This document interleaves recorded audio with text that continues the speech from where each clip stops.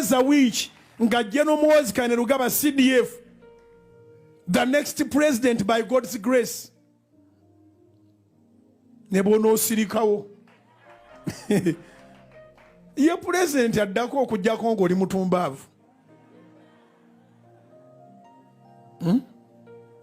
Chingambire neba nti Muhoozi General Kainerugaba mutabani wa His Excellency Yoweri Kaguta Museveni obwa General ng'abukoleredde bukolerezi CDF ngambira neba nti ye president addako okujjako ng'oli mutumbaavu.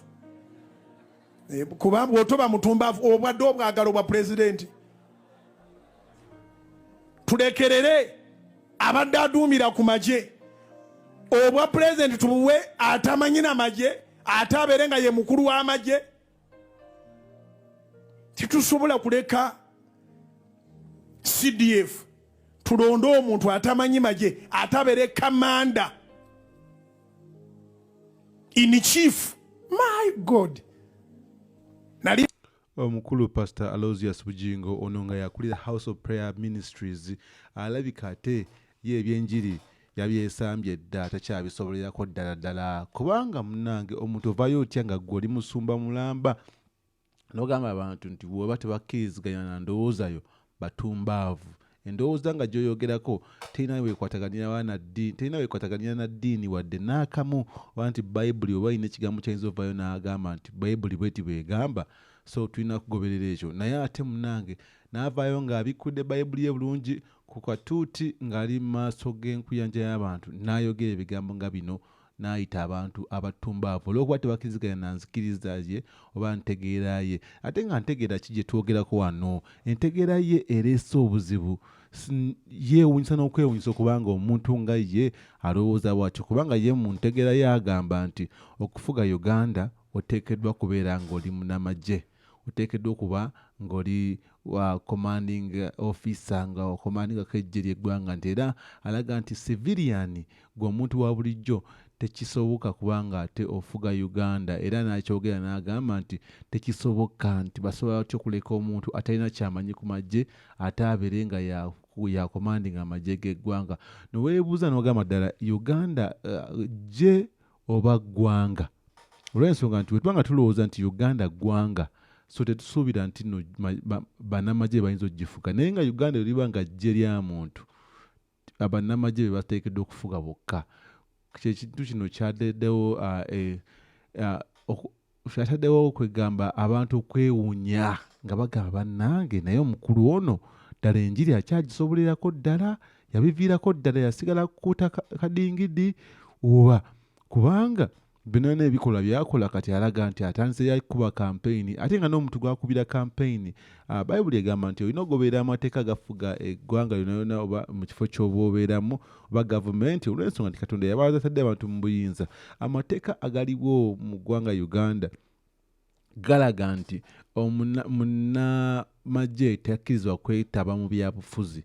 Naye ate ye kati pastor tulaba yennyini ate yagezako ate okuteeka munnamagye ono mu byobufuzi by'eggwanga Uganda, olw'ensonga nti omunnamagye nga tanaba ku retiring oba tanaba ku resigninga tolina kubeera mu elective politics, teweetaba mu byabufuzi. Gwe omulimu gwe kuba kukuuma bannayuganda na bintu byabwe, property zaabwe. Naye ate kati munnange yalaze nti ye mu ntegere ye alaga nti okufuga Uganda oba okubeera president wa Uganda olina kubeera munnamagye, olina oba nga okwata emmundu, olina oba nga osobola okufuga abantu. Ate n'ateekako n'okwongera nti CDF Muhoozi Kainerugaba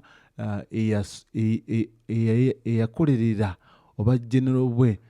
Yes, tetuganye sifa babugaba, naye ate munnange mulimu bannamagye abamu ate abawakanya ekintu kino naddala bali ba generals abaazirwanako abakolerera amayinja gaabwe bagamba nti munnange ono omwana ate yajja atya okubanga ate afuuka general amangu ago. Tetusobola mukubira saluti. Mwe tubirabyeko, tulabyeko embiraanyi ya General Otafiire, tulabyeko n'abalala aba General Omugenzi Kasirye Gwanga. Kugamba bintu bino bizze bibaawo, naye ate kugamba nti omukulu ono ye yeeyongedde ate kulaba nti alagira ddala abantu nti munnange tawagirako opposition bukyanga abeewo. Kino ekikola kiraga nti ayagala okusigala ku sayidi ye munnange, newankubadde nti abantu basumba abasinga bayinza oba tebali mu mbeera nnungi era ng'abamu baliwo olwa gavumenti enkola yaayo n'ebintu bibazze bakola nga bibatadde mu mbeera gye balimu. Naye ate kati ng'omukulu ono ye waavayo n'alaga nti ate gavumenti gye tulimu yeesinga obulungi ennyo era temukirowooza nako. Kwegamba kwe kuyisawo message ng'eno n'abayita abatumbaavu n'agamba munnange ne musirikawo ye akimanyi abantu bayogera nabo ddala tebakkirizigana ndowooza naye ate agibakase era ng'abalaze nti mwe muli batumbaavu. Naye nga kino ekikola nakyo si kirungi olw'ensonga nti abantu baavuma obutumbaavu be bantu abamuwa akasente be bamugya mu bunaku be bamugya mu bupangisa be bamufudde kikyali kubanga ssente ze bagenda ne bapakasa awadde batumbaavu nga bagamba be bazireeta ne bazimuwa ng'azisabyeyo nti ekiweebwayo ate ne zimugaggawaza ne zimwambaza amakooti ne zimugeza embuto ne zimuvugisa emmotoka ennungi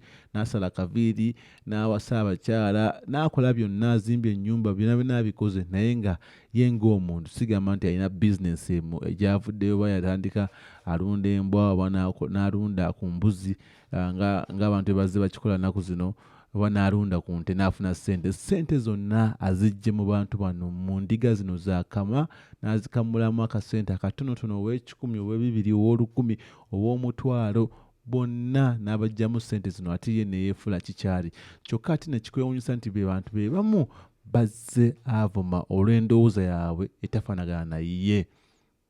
Ekikolwa kino lwaki akikoze kubanga tukimanye bulungi nti tugenda mu kiseera ky'akalulu era nga bangi bannayuganda bavuddeyo ne boolesa obutali bumatifu olwa gavumenti eno n'okubeerawo emyaka gyonna emyaka 4 n'okusoba nga tebalina kintu ky'amaanyi kibakyuseeko oba nkulaakulana gye balabyewo. Abamu bakyabonaabona tewali malwaliro mu malagala, amakubo gakyali mabi, kwegamba ebintu bingi nnyo ebibanja ate ng'abantu beebuuza ddala emyaka 4 mu buyinza twalibadde ate tetuliko ku level eno nga tweyongeddewooko kubanga tutunuulira amawanga agamu gatwetoolodde nga munnange tegandibadde ku level eyo tusinga nnyo nga bannayuganda nga tumanyi nti tulina ku byobugagga tulina bannayuganda bangi abasasula emisolo ate ne ssente zivaayo mu gavumenti omusawo ya gavumenti so okuyambako ku bintu ebimu wano ne wali naye ate olw'ensonga nti system gye tulina bwetyo bwetambula twekanga nga tuli mu mbeera nga gye tulimu naye ate omuntu bw'avaayo n'akulaga nti ye awagira nnyo ekigenda mu maaso olw'ensonga nti ye afuna ekyokulya n'afuna ekyokwambala n'afuna waasuula n'afuna buli kimu kye yeetaaga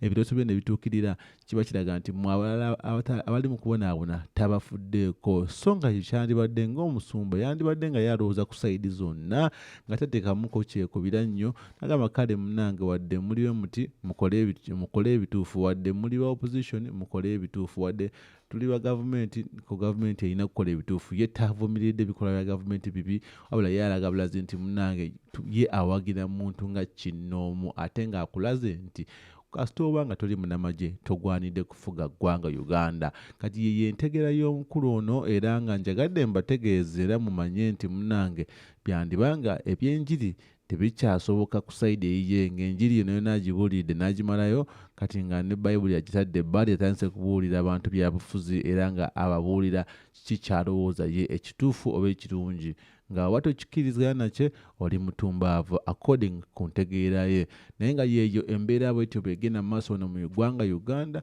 gw'atali mu Uganda ate kati munnange wandiyongedde ku ssaala kubanga ekiri mu Uganda kitokota butokosi ebyobufuzi bitabuse biyingidde mu makanisa abasumba balemereddwa okusumba endiga ezaabaweebwa kati bazze ate kati kukuuta budingidi bw'abaki bannabyabufuzi.